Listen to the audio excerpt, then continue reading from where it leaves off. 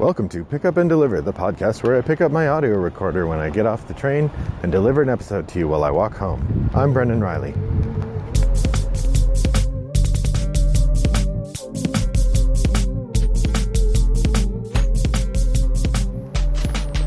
Well, good afternoon, listeners. This first part of the recording is on December 9th, and it's kind of a rainy, gloomy day here in suburban Chicago.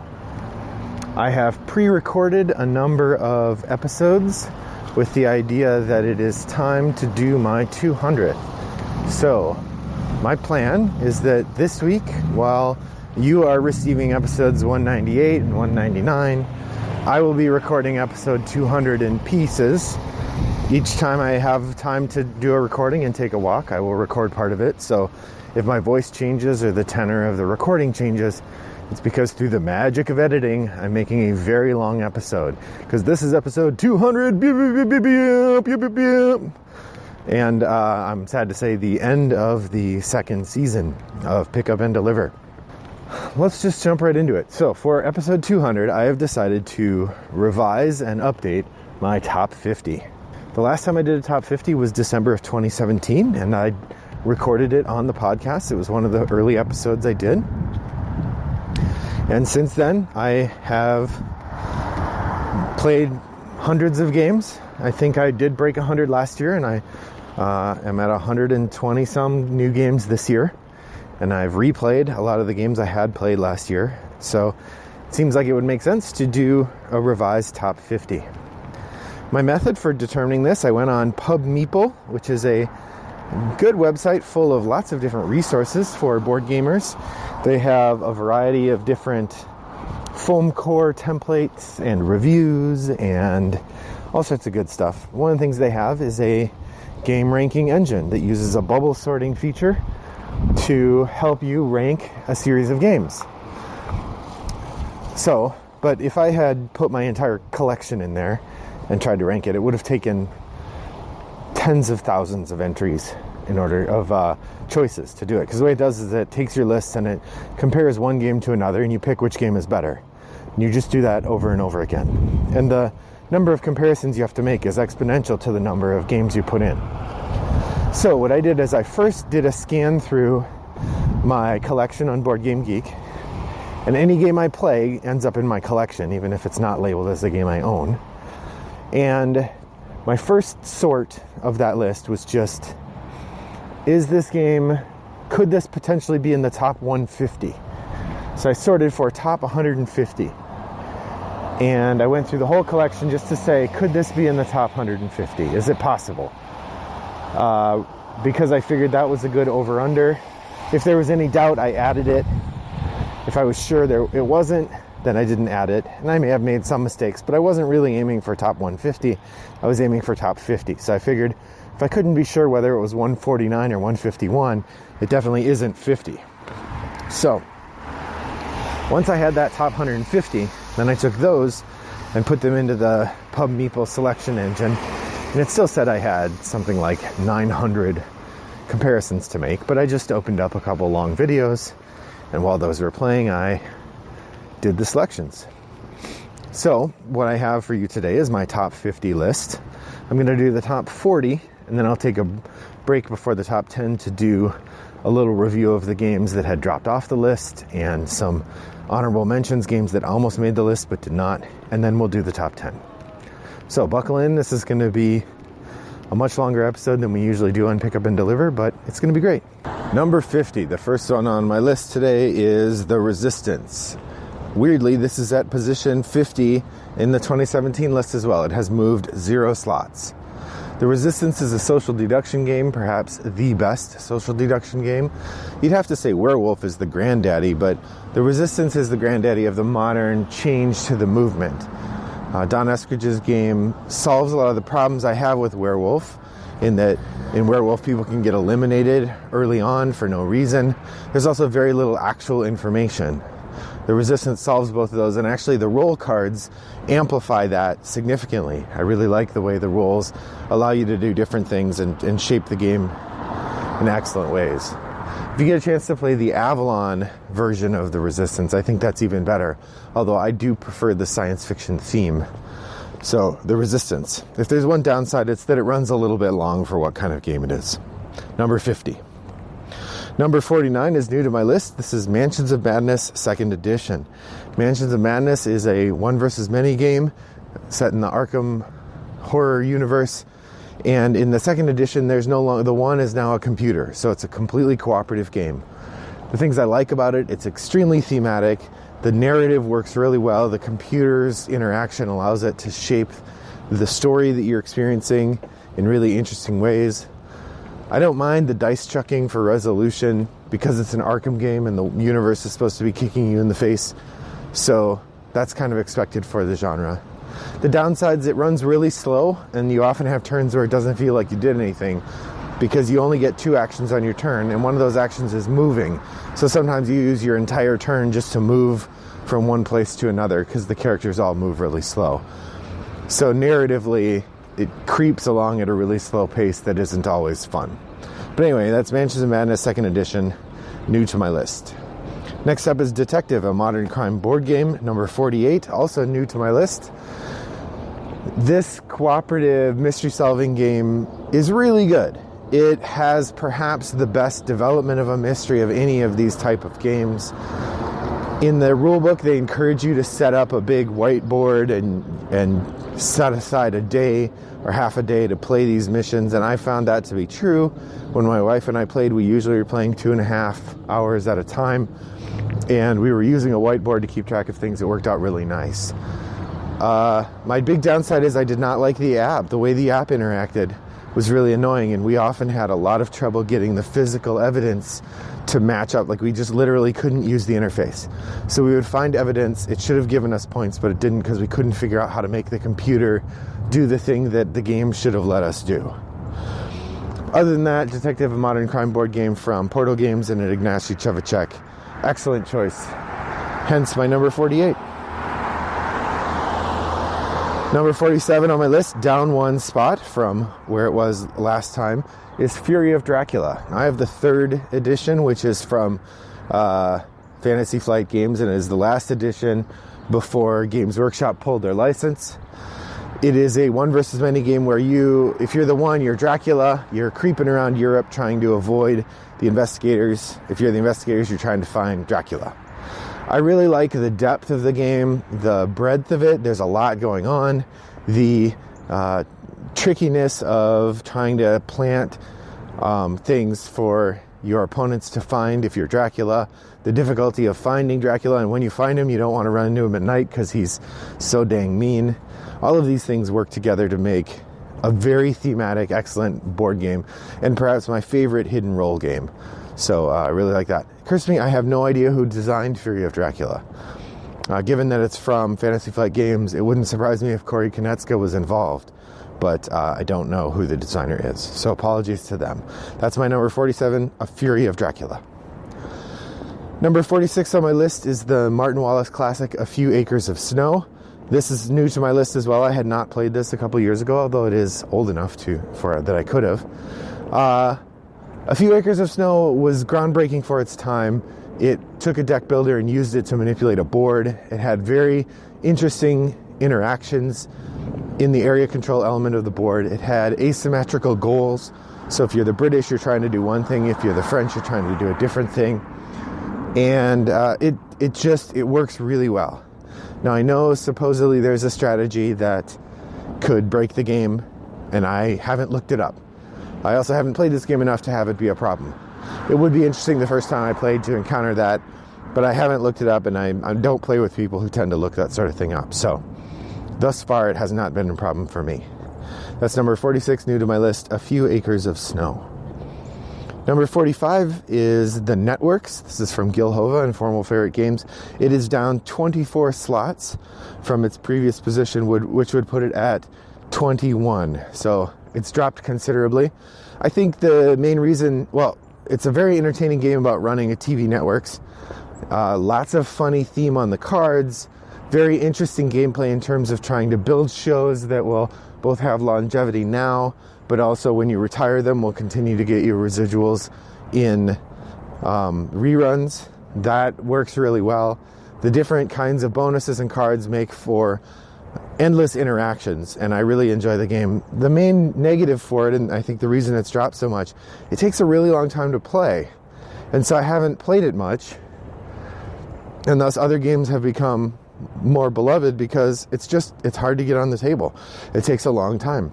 So that's the Networks from Gil Hova. Also great Kwanchai Moria art on that one. I love it. Number 44 is the second game in the list that I don't own, Mansions of Madness, number 49, I also don't own. But Euphoria, number 44, down 18 slots from its previous birth of 3028. Euphoria is a really interesting worker placement game. It's got workers who are diced, and the smarter they get, the better they are at their jobs, but also the more likely they'll decide your society sucks and they will leave. I really like the bumping mechanism. This is the first game I played where you were never blocked from a space, but there was a penalty for taking a space that someone else wanted, which is that you give them their worker back and they then can go another round before they have to do their pullback action. So that I really like that. I like the theme of the game. The artwork is great. The interactions on the board are great. Really no downsides for me. I just haven't played it that much because I don't own it, but I really enjoy it. That's Euphoria, Build a Better Dystopia from Jamie Stegmaier at Stonemaier Games. Number 43, down 13 spots, is another Martin Wallace game. This is Via Nebula. Via Nebula is a really good area control game. It's a pick up and deliver game, really. You're building tracks and delivering goods and then building sites that get you points. I really like how interactive it is. I like how easy it is to teach, even though there's a fair amount going on. It's easy. I've had trouble, though, when I'm teaching it, forgetting some elements of the scoring rules, which can result in people being a little frosty. But I've gotten pretty good at it now. I think last time I taught it, I actually wrote out a reminder sheet for myself of things about the scoring at the end, or I just go and read the whole scoring paragraph to the group. Because the big thing is, if you still have resources left at the end, either on the board or with your little workers, it costs you points. But it's a lovely little game. I'd say the one downside of that one is the theme is unintelligible. It doesn't make any sense at all, but it looks beautiful. So that's Via Nebula from Martin Wallace and published by Space Cowboys, if I remember correctly. Number 42, down 20 spots from the last time I did this list, is Last Night on Earth, the zombie game. So Last Night on Earth will always be among my favorites. I definitely won't ever get rid of it. But it certainly is showing its age a little bit. As I play more and more games, I'm less excited about roll to resolve. And at its heart, Last Night on Earth is a roll to resolve game. In the game, you are basically just interacting with zombies, trying to defeat them, and there's an awful lot of rolling of dice. So if you aren't into rolling dice, it's really hard to enjoy. But the theme is incredible. The idea that you are in a zombie movie, all the characters are stereotypes of characters from zombie movies. It just works really, really well. And for that reason, if nothing else, I really enjoy Last Night on Earth, the zombie game. That's number 42. Also, if you listen to my Q&A episode, Last Night on Earth was one of the games that got me back into the hobby in this current run. And so it's got a lot of emotion in it as well. All right, and that's from Jason Hill, is the designer of that one, Flying Frog Productions. Number 41, Empires of the Void 2. This game might, I guess I'd have to look at the rest of the list to be sure, but this one might have a special place of honor in that I think I've only played it once. I know I've only played it once. It might be the only game that I just played once that I put on the list, but I really liked it. Empires of the Void 2 is from Ryan Lockett. It's a 4X exploration game. You are building a galactic empire, flying around, getting stuff. You can make deals with planets, or you can conquer them. You build technologies and interact with the other players through those technologies. The art is beautiful. The gameplay is really interesting. There's lots of cool mechanisms. I really enjoyed it the one time I played it. Obviously, the big downside to this one, and probably the reason it's not higher on my list, is because I've only played it once, I can't really assess it from a perspective of any depth at all. I had one play. I don't even know if it rewards a second play, but I really liked it. Hence, it's on my list at number 41, Empires of the Void 2. My number 40 is another new one to the list. This is Barren Park from Phil Walker Harding. Barren Park is my, I really, really like the game. I did use it as a 10 for 10 last year, and we easily knocked out the 10 plays. I've played it a couple times since then, but after those 10, we set it aside for a bit. If you haven't played, it is a polyomino placement game. It is a polyomino placement game in which you're building a park for bears. It has a really interesting mechanism where you can kind of plan ahead. You can see where you're going. You're racing to get statues built, to get point scoring tiles into your grid, to score special end conditions. There's tons going on. We did just manage to pick up the Grizzlies expansion as well. I think they called it Bad News Bears for some dumb reason. And so we can add Grizzlies in, and we can add in monorails, both of which would change the game in really interesting ways, and I'm excited to try that, but we haven't gotten to it yet. Nonetheless, number 40 from Phil Walker Harding and Mayfair Games, I believe, is Barren Park. Lookout is the European publisher of that, if I recall. Number 39, also new to my list, the Matt Gertz game Transatlantic. So I encountered this after I had first learned about Concordia, or played Concordia, because I liked what was going on with Concordia, but for some reason, the theme, I don't like the theme at all. But also, there's just one notch too much going on for me, for my taste, which is weird. Because normally I like games that have a ton going on, but for some reason what's going on in Concordia doesn't sit great with me. I've been playing it online and I enjoy it, but I never really feel like I can figure out how to make it work. I'm just kind of stabbing in the dark. By contrast, Transatlantic is much more legible to me. It's a shorter game. You are building a fleet of ocean crossing steamers, and it takes place over the course of about 100 years as your company grows and new ships come online. You're constantly buying the newest, best ship and trying to make money transporting people and goods around. It's great. I really like it. Would be happy to try it with anybody who wants to get a Concordia Light experience, which is what I think a good way to understand it. So that's Transatlantic. Number 39, new to my list. Number 38 on my list, also a new one, is Century Golem Edition. Now, this was another 10 for 10 for me last year. I've played it probably 5 or 6 times again this year. I really like Century. It is a solid, easy to learn, heavyweight filler. So it's a pretty light game for gamers, but for new people, it's a fairly heavy one, but it's understandable. There's only a couple things you do.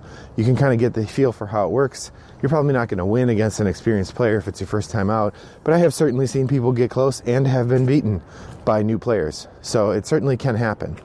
I really like the way that the engine works there, and the choice to buy another card or start your engine running, when to shift from acquiring cards into getting gems, which will then buy you point scoring cards, is really interesting. Overall, it's very fun. I like the second Century game as well, but I've only played it a couple times and it did not make my list. But this first one, really great stuff. Happy to have it, love to play it. Century Golem Edition. That said, I don't want to play the spice one at all. I have no interest in trading spices. So, take that for what you will. All right, and I think this is going to be my last one before I cut off. I'm going to say that. Finally, number 37. This would be another one that I've only played once, but was really great. And this is Coimbra. Coimbra is... Boy, I can't remember the name of the designer. I feel bad about that. It's a... How would I describe it? It's a worker... It's a sort of auction game on some level. You acquire cards and resources through a kind of auctioning mechanism. And then the dice that you draft also let you do other things. There's like 4 different things going on. Lots of really, really interesting choices. Lots of just different systems at play. You know, I've played a few different games that feel like they are in the same neighborhood as this. Newton and Lorenzo Il Magnifico and Coimbra. And Coimbra is my favorite of these. The game that I find most interesting in terms of the way that the choices interact, the most legible as a set of systems. Still not as good as others. Obviously, it's number 37 on my list, but I really like it and would be happy to play again a few times. It's definitely one of those ones, if I encountered it cheap somewhere, I might pick it up just so I have a copy, because I know a couple people who do, but it's not a game that would be easy for me to play with a little bit of work. So that's number 37, Coimbra. Next up on the list is number 36. This is Galaxy Trucker. Galaxy Trucker is down 7 spaces from its previous position and number 29. I really like Galaxy Trucker. It's a real-time competitive game with sort of this weird tile-grabbing mechanism in the front, followed by a bizarre and crazy random sequence. It's not a game you can take seriously because you never know what's going to come out of the randomness. And sometimes you can prepare for it. You can take time to look at the cards. But if you're playing with other people who are being really aggressive about the timer, you don't have time to put your ship together. And half the fun is your ship just getting blown apart by the random stuff. Last time I played this, we had one mission where somebody ended with just their command module floating through space. Every single piece of their ship had been broken apart. So it's a pretty funny game. I don't get an opportunity to play it the real way very often because my children aren't competitive enough about it. So I'll be interested to try it sometime with people who are really playing aggressive, just to see what it's like when I don't have time to build the ship to my preferred specifications. No, that was Galaxy Trucker from CGE, designed by Vlada Shavato. Number 35 is Agricola. This is the Uwe Rosenberg classic worker placement game, which features a feeding people mechanism that some people call misery farm, because the game is all about slow incremental progress at the beginning, followed by a ratcheting up of performance toward the end. Agricola is really interesting because it focuses your efforts in really interesting ways, and you have to think about the cards you got. You know, without the cards, it's basically a bog standard worker placement game. With the cards, it's all about how do you find the efficiency to get the most out of your actions? Where do you benefit from the cards that you took? How do you improve your lot based on the cards that you took? And so on. And of course, even playing the cards, there's a limited worker space for playing the cards. So there's a lot of really interesting choices going on in Agricola. That's down 12 spots from number 23 to number 35, designed by Uwe Rosenberg. Number 34 is the deck building game Arctic Scavengers. This is an older deck building game. It came out in the first wave of games right after Dominion. In fact, there's an argument to be made that existed before Dominion, or that it was in development beforehand. But it's definitely seen as a Dominion follower. It has a market of cards that you buy, but it's got a really interesting element of gambling as well, because each turn you spend some of the cards of your hand and you put the rest into the skirmish. And then at the end of the round, when everyone's had a turn, then you all compare your skirmish pile, and whoever put the most points into the skirmish gets this super card that was up. But only one person knew what the super card was. The first player gets to know what the super card is, and everybody else follows. So you can see how many cards they put toward the skirmish, but you can't tell how good the cards were. It's a really interesting game. I don't get to play it enough. I should play it more. And I have barely touched the expansions, which I bought the reprint that came with 2 expansions. So it's great. I'm taking too long on these. Got to speed it up. Number 33, Terra Mystica. This was not on my list last time. It was certainly out last time I did this campaign, but I hadn't played it yet. Terra Mystica is a really interesting... I've said interesting 50 times. Terra Mystica is a robust empire building game, sort of, with a accelerating mechanism where every time you put a thing on a board, it increases the income that you get but it also specific kinds of income. If you have a shop on the board, then you get money. If you have buildings on the board, you get workers. And when you put a shop on the board, you take off a building, so it actually reduces the number of workers you get. It's an interesting push-pull. Then there are these purple discs that circle around that give you bonuses that make for really interesting strategic play. I know this game is sort of solved for people who have played it a ton, but I haven't played it a ton. And so for me, it's just really interesting. That's Terra Mystica, number 33. I've never had it on my list before. I also don't know who designed it. It occurs to me. Number 32 is Tricarion, Legends of Illusion. This is from Mind Clash Games. Victor Peter and Richard Amon, I believe, are the designers. It's down 19 slots from last time I did my list. So it was really high before. Not quite in the top 10, but pretty close. Tricarion is a incredibly dense, tight game that I've only played twice. I mean, part of the reason it's on the list the way it is that it's so hard to play. So hard to get to the table. I imagine if I played it a few times with a group of people, I could get it to the table more. Now that it has a solo mode, I might put it on my solo 10 for 10 next year. But Tricarion is a game about being a magician in a sort of Victorian era world, a very, very tight economy, really brutal kind of cutthroat worker placement, because you have certain kinds of workers and you say where they're going to go, and then if they can't go there, you just waste them, and it really can hurt. But neat, intricate production of events and lots to explore. That's Tricarion, my number 32. So my number 31 is down 16 slots, so hasn't dropped as far as Tricarion did, and this is Orleans. Orleans, or spelled Orleans, is a bag building game where you are getting workers and putting them in a bag and using them to advance various tracks. It's a really musty, dusty Euro in that way, but super compelling. The acquiring of workers, putting them in your bag, drawing them out, never knowing whether you're going to get the one you needed or not. This is a really interesting mechanism. You also spend workers to do small actions, or you can send them away to do big actions or to get you big points, but then you don't get them back anymore. A lot of times it's your really good workers that you have to send away. So you have to decide when to send away the good workers and how long to keep them. And unlike Altiplano, where you empty your whole bag before you refill it, Orleans, you don't. So if you keep using your workers, you might never get that super special one.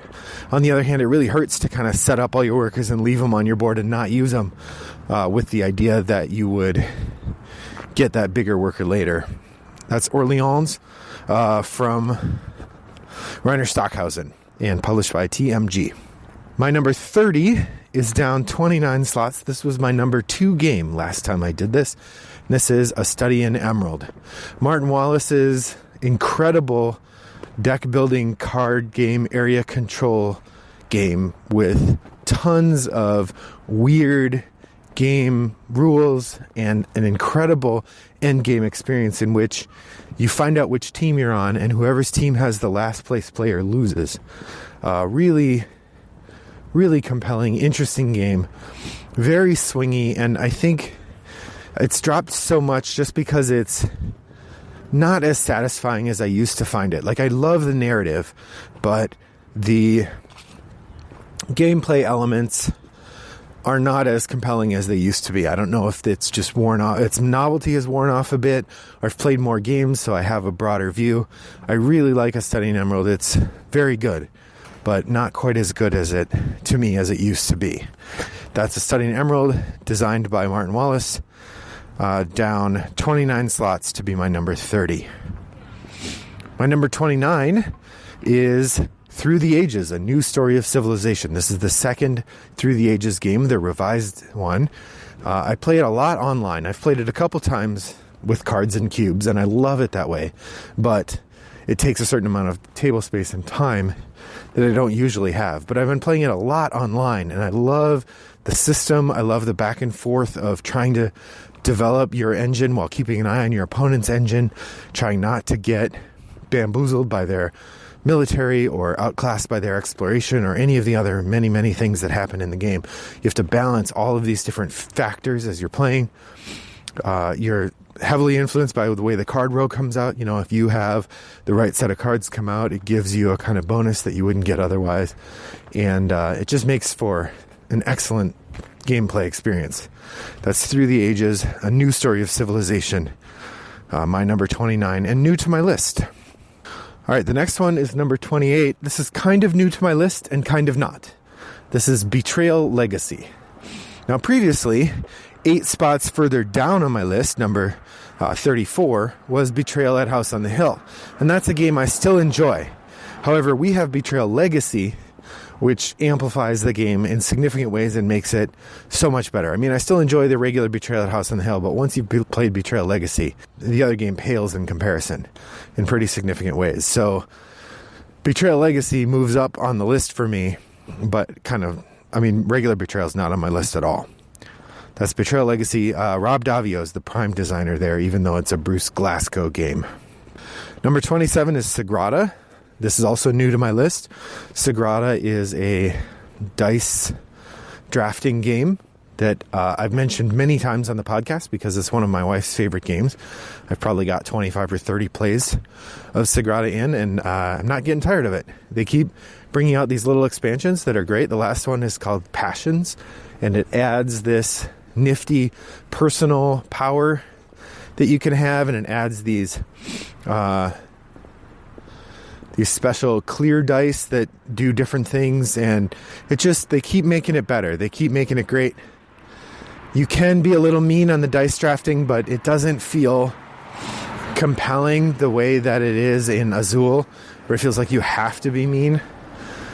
In Sagrada, it feels like you can, but it's not. You don't necessarily win by doing that. Daryl Andrews is the designer of that one, and I love it. That's Sagrada number 27. Number 26, I don't know the designer, but I do know the publisher, and that's Starling Games. This is Everdell. I could see 2 years from now Everdell dropping back down the list. I haven't played it enough to be able to really give it a firm sense of if this position is going to stay or not. But as it is right now, I think Everdell is a very clever, very interesting game. I really love a couple different things about it. You have a market on the board that everybody can buy from when you play cards. So you have this situation where you could always just build one of the cards on the board. Then you also have cards in your hand that only you can build. You have a limited number of cards you can build, so you have to pay attention to not building a big engine with no points, because you won't have any room to build the points cards. It's a really compelling engine builder because you start the game with 2 workers and very limited resources, and by the end you're doing turn after turn after turn without using a worker, and the level of economy of energy and scale and ambition and actions is phenomenal. The art is beautiful. The table's fun to play with.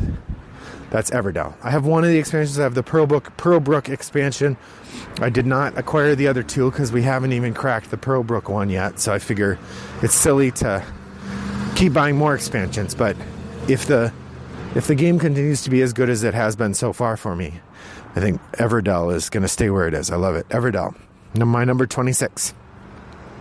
Well, we're halfway through the list. I hope that you're enjoying yourself so far.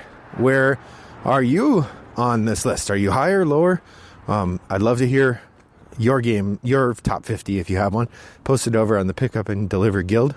We also have a mid-December check-in posted by regular listener Chris Hickman, sort of motivating people to do a final check-in before the last end of the year push to finish those top 10s or those 10 by 10s and just keep the community alive a little bit. So head on over to Board Game Geek Guild 3269 and check in on those. All right, back to the list. My number 25, down 14 slots from the previous position. This is A Feast for Odin. This is another Uwe Rosenberg game, a big, heavy, meaty game with many, many choices. I think 60 action spaces on the main board.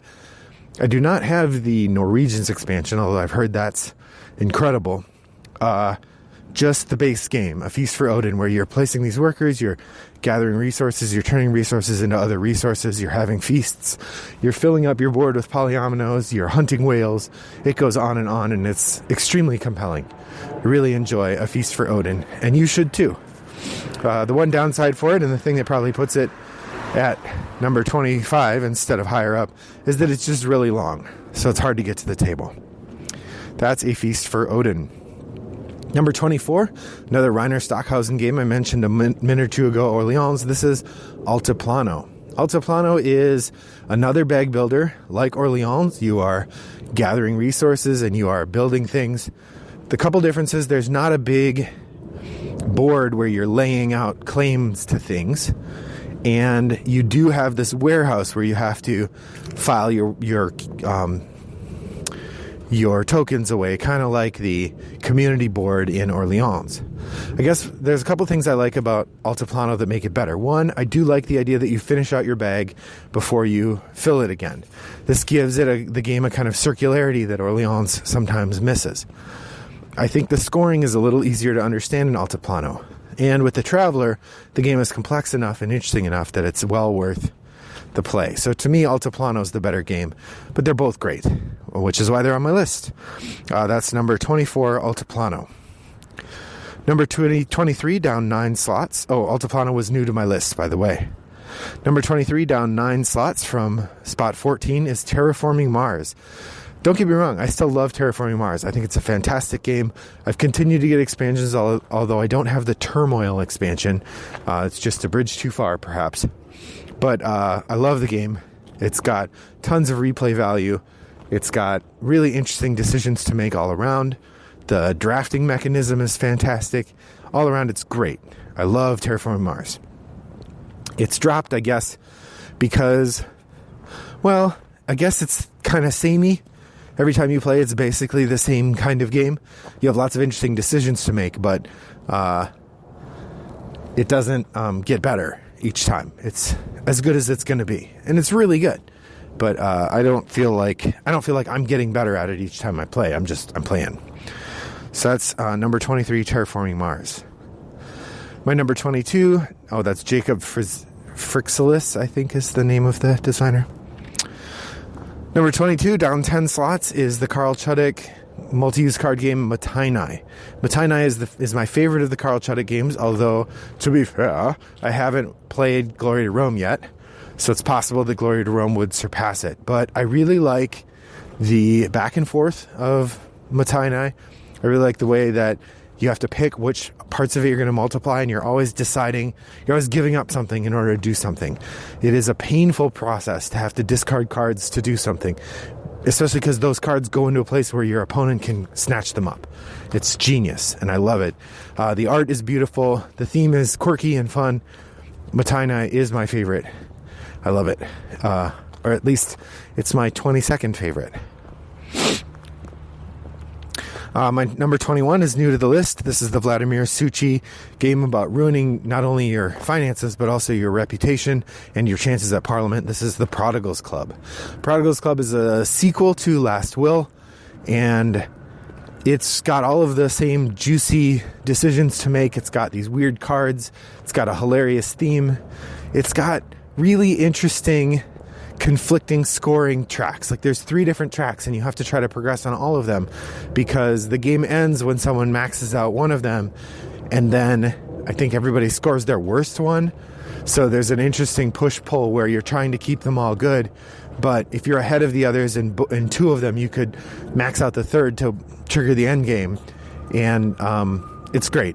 Honestly, it's the theme that pushes it over the edge for me. I love the idea of the game, the narrative of the game is hilarious. And finally, Aquasphere, my number 20, is improved 5 spots from its previous position at 25. I think over time this game has just gotten more interesting.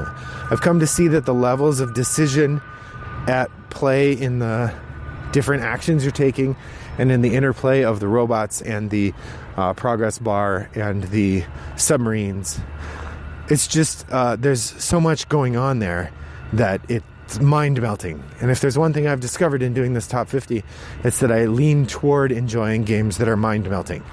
So I'm really happy to move up Aquasphere to number 20 on my list, and that's a Stefan Feld game. Number 19 on my list is Vampire: The Eternal Struggle. This is up 5 spots from its previous position, number 24. I enjoy this game a lot. But I haven't played it since 2017. In fact, even in 2015, when I first made my list, I hadn't played it. This game entirely holds its space on my list due to nostalgia. But it's the more I think about it and the more time I have to reflect on other games, it's an incredible piece of game design.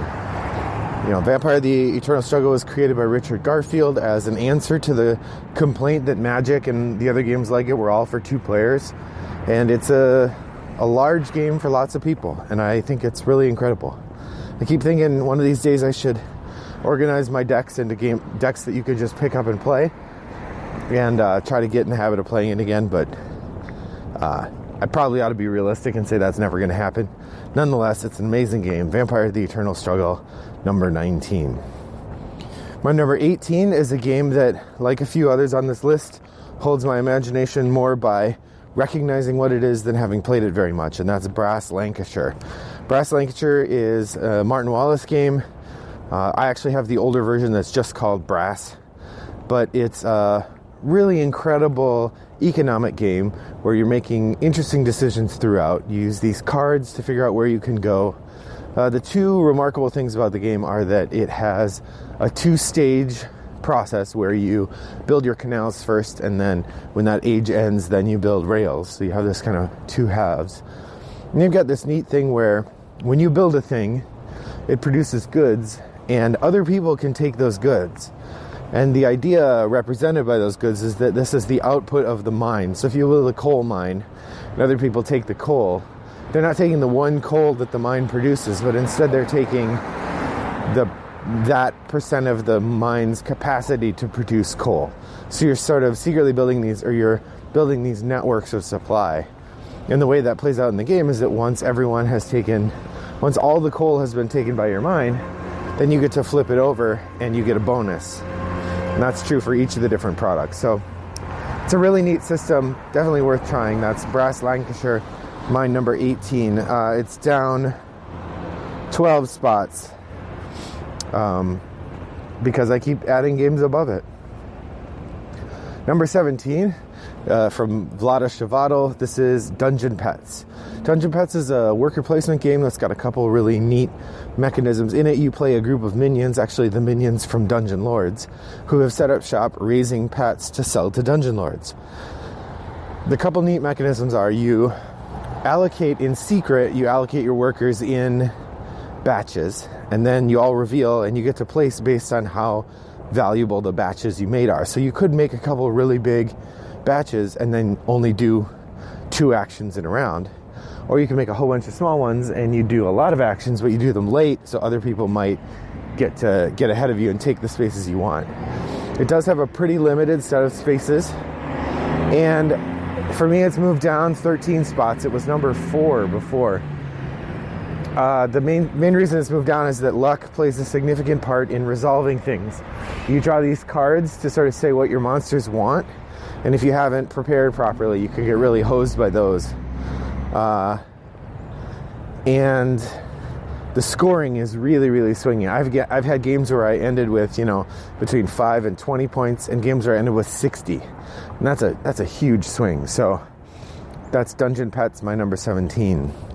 Number 16 is new to the list. This is the Stonemaier Games game from Elizabeth Hardgrave. This is Wingspan.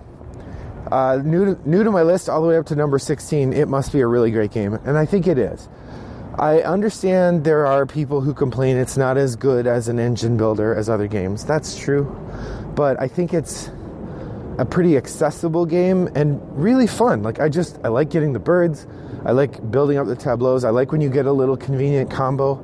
It is very tactical, and I think a lot of the people who complain about the game not being as good as they want it to be, it's because it's not as strategic, because you don't know what cards you're going to have. You don't know what the dice are going to provide for food. Like nature, you're not going to get the optimal situation every time. And in that regard, it feels really fun to me. I like looking at the birds. I like getting a card that has me looking for bird body parts or birds with body parts in their names and trying to collect that. Everything about the game works for me. It's really fun. The one downside, and probably the reason it's not higher on my list, although 16 is pretty high given that I have well over 750 games played in my recorded list, is that goes really slow with lots of players.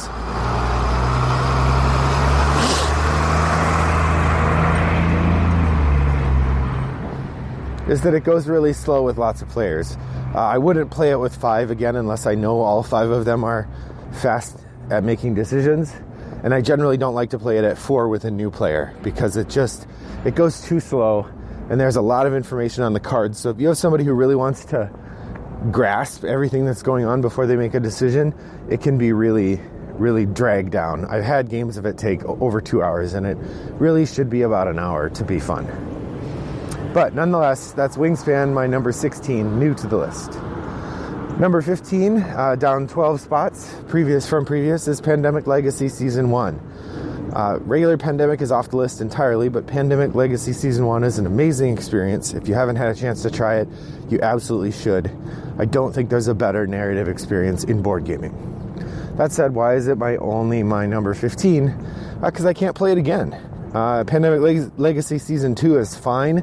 It doesn't have the same amazingness that Season 1 did. And I'm not interested in playing my set after we finished. I do still have regular Pandemic if we feel like doing that. But ultimately, Legacy ruined regular Pandemic for me for the most part. Nonetheless, it's an amazing experience. Well worth it if you get a chance. Pandemic Legacy Season 1. That's number 15. Number 14, this might be my highest. Yes, it is my highest Martin Wallace game. This is London, 2nd edition. I've come to really love London in the last year, putting it on my 10 for 10, and my wife and I dove into it. It's a really neat game. A couple mechanisms I like about it. I like the terrible choice of having to get rid of a card to play a card. Whenever you want to play a card in your tableau, you have to get rid of a card of the same color, which means that you get 2 amazing blue cards, you have to get rid of one to play one. And then equally painful, when you get rid of a card, you put it in the market so someone else could then take it on their turn. So you have a really, it's rough to draw 2 really good cards because you have to get rid of one of them or hold them and slow yourself down. It also has a brutal economic engine with these poverty cubes. If you haven't played the way the poverty cubes work, every time you run your engine, you're going to gather poverty, which indicates sort of the growth of the city also results in the growth of poverty, unless you take active measures to diminish it.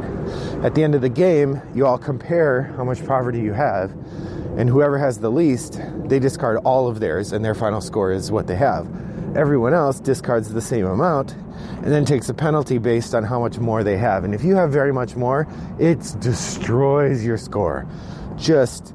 I've had games where I lose, where I'm at 70 or 80 points and I lose 30 because of poverty. It's it's great.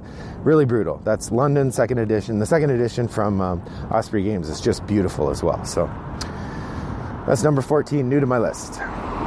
Number 13, the previous number 14, it's moved up 1 slot, is Elysium. Now, this is a game I'd have to look. I don't know if I've even played it since 2017 when I made my list last. It's languished on my shelf, but you've heard me talk about how much I like this game and that I need to get it back to the table. Fascinating mechanism where you're choosing your action based on these little pedestals that you have. Once you spend a pedestal, then you can't take that limits which cards you can take, and really smart, tight mechanisms. The biggest downside, and the reason it's where it is, it's really slow for new players.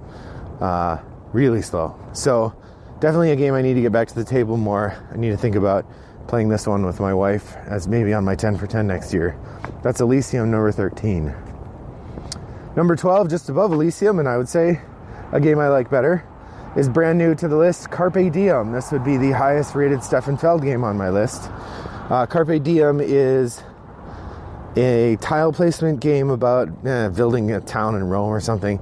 I think it speaks to how great I think this game is that its theme is so garbage.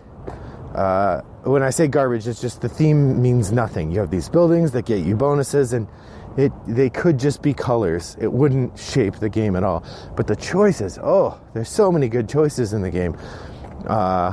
And once you know how to play it, it plays relatively quick. I did play a game of it that took almost 2 hours with 4 players, where 3 of them were new and a couple were a little slow, and we kept chatting about stuff too, so not a great measure of how long the game takes. But With experienced players, you knock this out in an hour or less, and it is really good. There's so many cool choices. It is the epitome of Stefan Feld designs to me. I like it better than Castles of Burgundy, although to be fair, I have not played Castles of Burgundy in physical form. I've only played it online, so I know that it would be a different experience to actually be taking the tiles and putting them on my board and rolling dice and all that.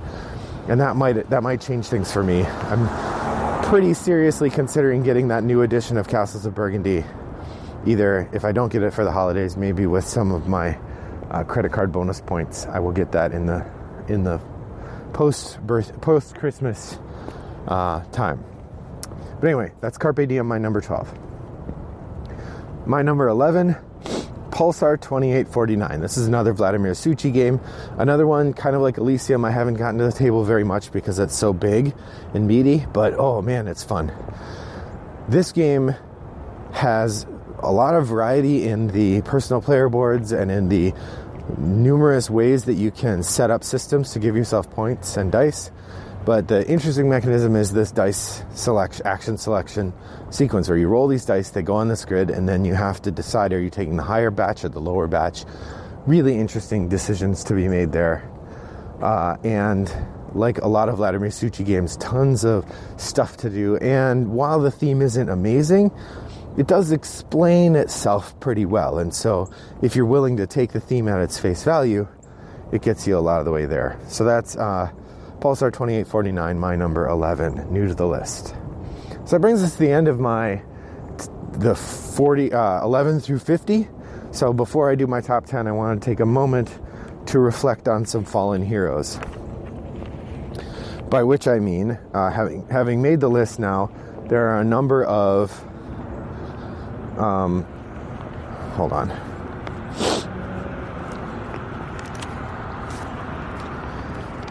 Having made the list now, there are a number of games that almost made the list and a number of games that I did not even consider. So here they are. Almost made the list. My number 51 was Welcome to. 52, Nancy Narking. 53, Hellboy the board game. 54, Ghost Stories. 55, Stronghold 2nd edition. So those are all honorable mentions. Didn't quite make the top 50. And then there are also a number of games, a lot of games that left the list. I'm going to buzz through these really fast.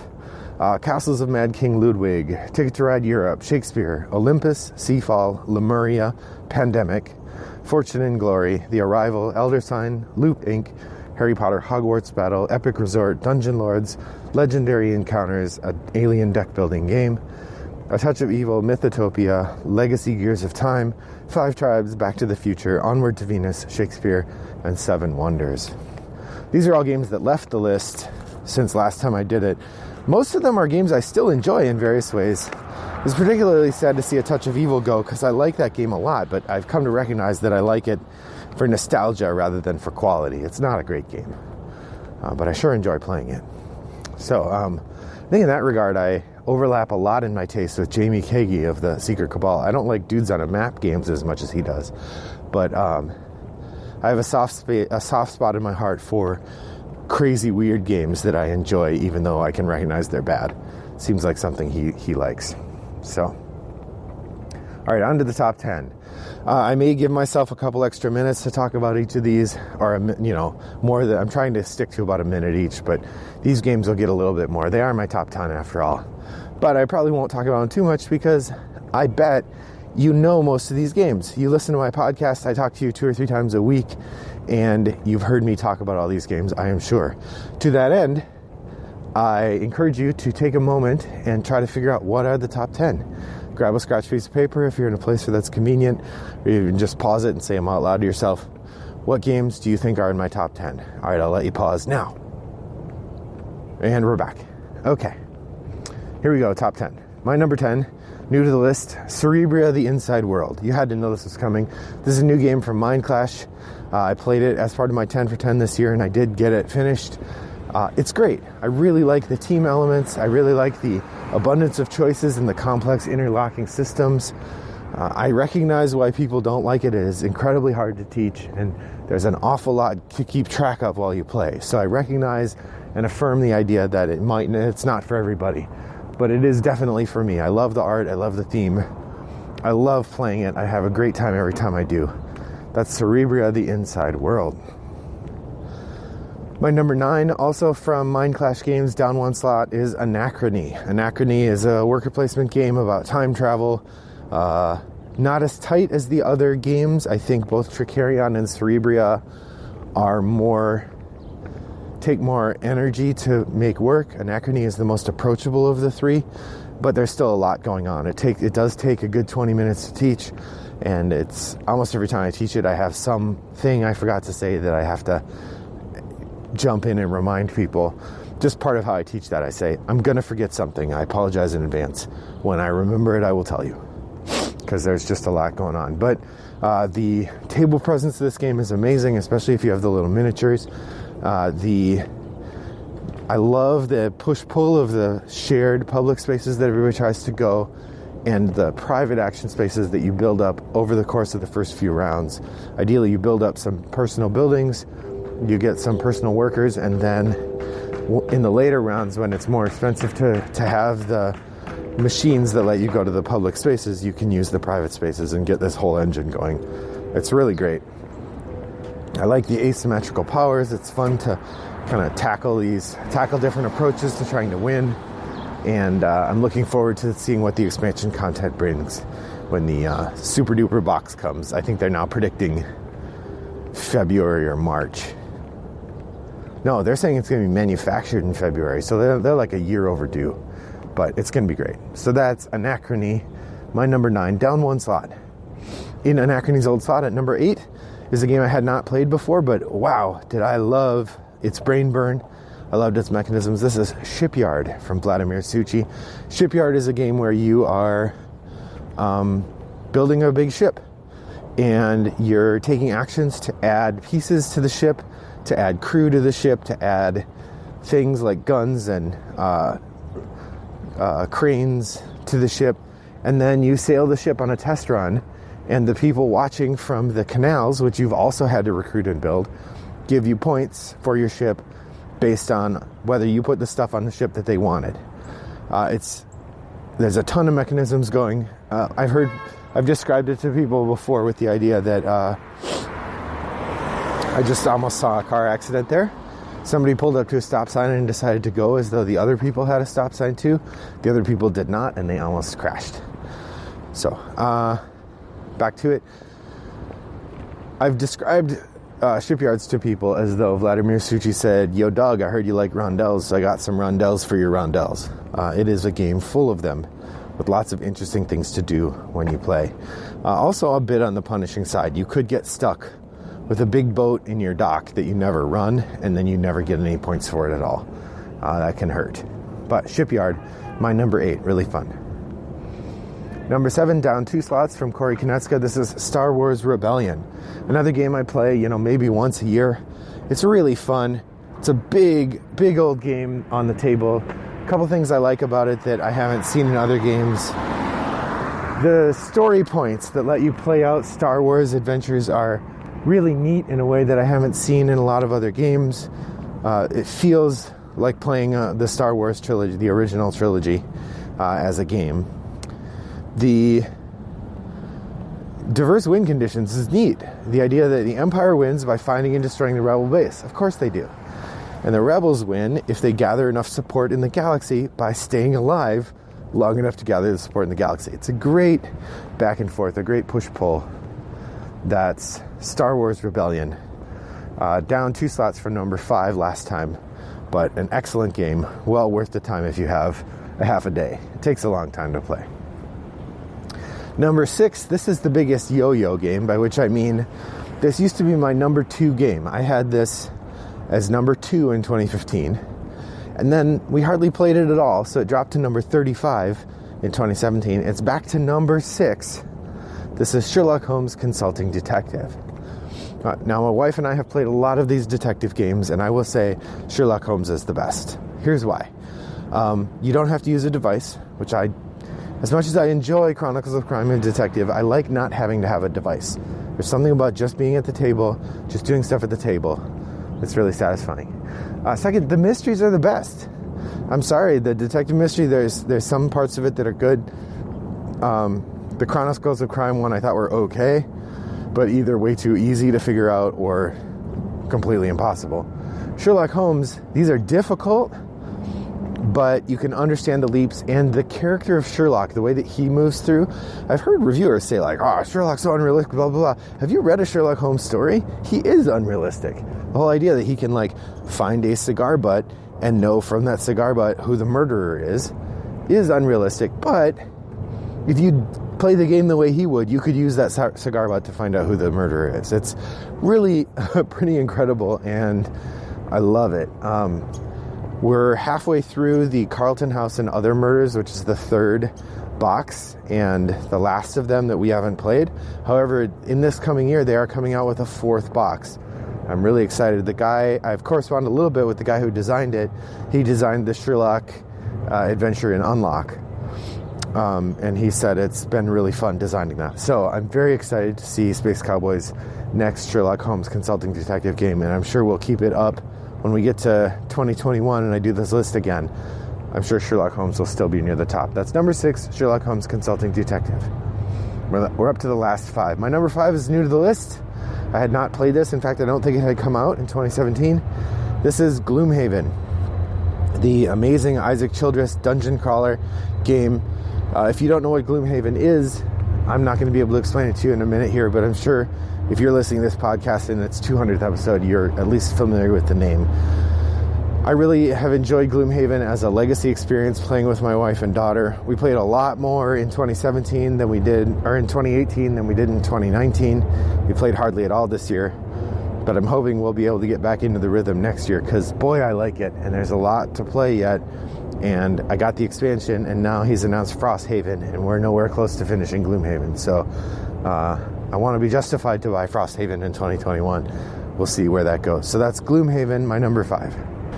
My number 4 is also new to the list, and that is Underwater Cities. Underwater Cities, another Vladimir Suchy game. A really thematic game about building underwater cities. I know it's got the same kind of creative title as Terraforming Mars. A lot of people have compared it to Terraforming Mars, although I think it's only loosely connected. You should go back and look at there's an episode where I did a thorough dive of Underwater Cities. You can listen to my thoughts on it there. I think the thing I like about it is the thing everybody likes. This idea that you have 9 different action spaces in 3 different colors. And in order to take an action, you have to discard a card. If you discard a card of the same color as the space where the action you're taking is, you get to use the card as well as discard it. It's just a really neat little puzzle that makes you have to think about everything in a complex way. I love what it does, and I think it's a neat puzzle. There's all these different thematic elements that, again, the instruction book explains thematically how they're connected. They have a loose story that you get to tell when you're doing things, but then there's really intricate and interesting puzzles of mechanisms that play out as you're involving that theme. So from that perspective, I really like Underwater Cities. There's a lot to love about it. So that's Underwater Cities, my number 4. My number 3, up 4 spots from last time, is Arkham Horror, the card game. This is a game my wife and I played a lot last year. We've played it a little bit this year, but it's been kind of sitting aside, but I'm still buying all the content because I love this game. I think the deck building is neat. I think the stories they tell are pretty incredible. I love the innovative way they use just a deck of cards to tell stories in all these different ways. I like the Lovecraft mythos, and I really enjoy the whole experience of playing Arkham Horror, the card game. Hence, it's my number 3, up 4 slots from last time. My number 2 is up 8 slots, and you haven't heard it yet, so you're probably expecting it. It is Last Will. This powerhouse of a worker placement game from Vladimir Suchy has so much going for it. You have an initial bidding round where you're bidding, do you want actions, do you want helpers, or do you want turn order? What combination of those 3 things do you want? The more actions and helpers you take, the worse you are in turn order. But then other people take the spots you want. So you have to think carefully about which spots you want, which actions you want to take, and so on. It's a really neat set of systems, and the narrative is great. You're trying to spend all this money, and so you start doing these ridiculous things. You buy houses and throw big parties, and then don't pay to fix the houses. Then you sell them at a loss. It's incredible. There's nothing to complain about with Last Will, to my money, with the exception that it's fairly complicated, and I don't mind that. Obviously, I like it. Most of the games I've talked about here in the top 10 are fairly complicated. But the interplay between the mechanisms and the story are great. The art is fun. The theme is fun. Overall, a very satisfying game. I'm excited to have it on my list. In fact, so much so that it moved up to my number 2. That's Last Will. Which means that my number 1 game has not changed. It's the same number 1 game I've had this in since 2017. It was my number 3 before that, Android Netrunner. I haven't really played Android Netrunner much in the last year, maybe last year and a half, but it still holds its place in my heart. And I keep thinking, I got to get back into it, because it's just an amazing game. You build your deck. You build 2 decks, actually. You're the corporation trying to hide your secrets. You're the runner trying to steal them. And either way, you have an amazing time. Incredibly complex card system. Not predatory the way that a collectible card game like Magic is. And just everything I want in a game. The only downside is, to be good at it, you have to really devote yourself to it, and I don't have the time for that.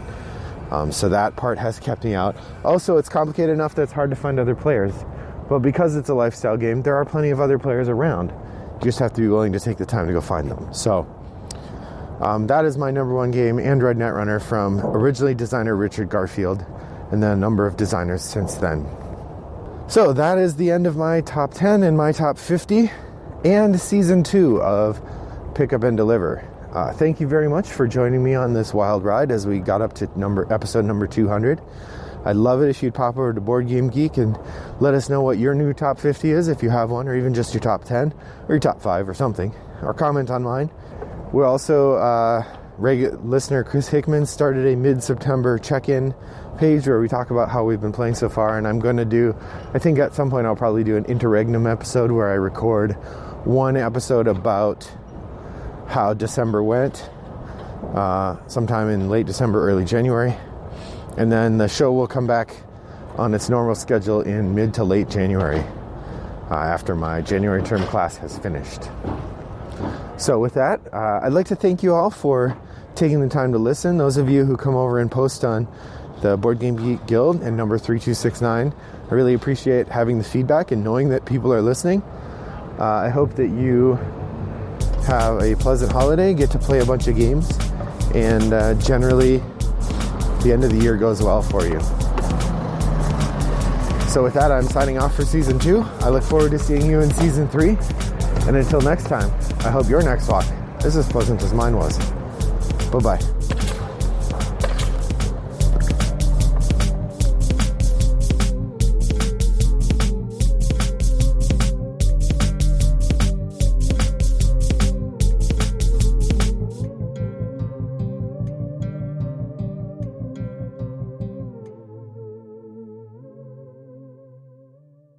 Brought to you by Rattlebox Games.